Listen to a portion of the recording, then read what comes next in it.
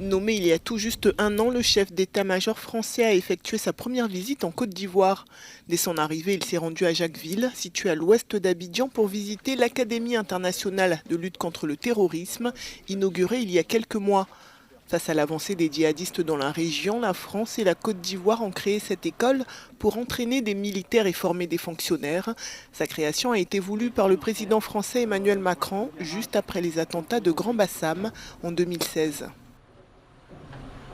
C'est l'armée ivoirienne qui a le lead, c'est le gouvernement ivoirien, c'est votre pays qui a le lead, et que bien évidemment nous on est en soutien. On a mis des instructeurs, il y a un adjoint qui est ici et qui appuie. Mais le but c'est d'aller vers plus d'autonomie. En pleine crise diplomatique entre Bamako et Paris, le chef d'état-major n'a évidemment pas pu éviter les questions sur la présence contestée de l'armée française au Mali.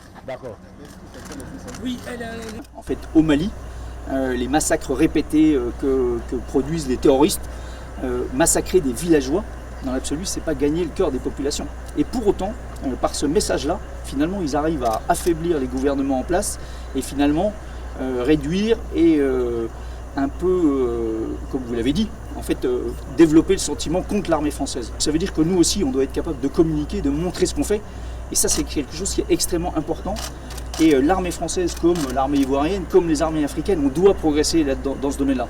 Dans un contexte diplomatique de crise entre Paris et Bamako, un débat aura lieu devant l'Assemblée nationale française le 22 février prochain sur l'engagement militaire du pays au Sahel.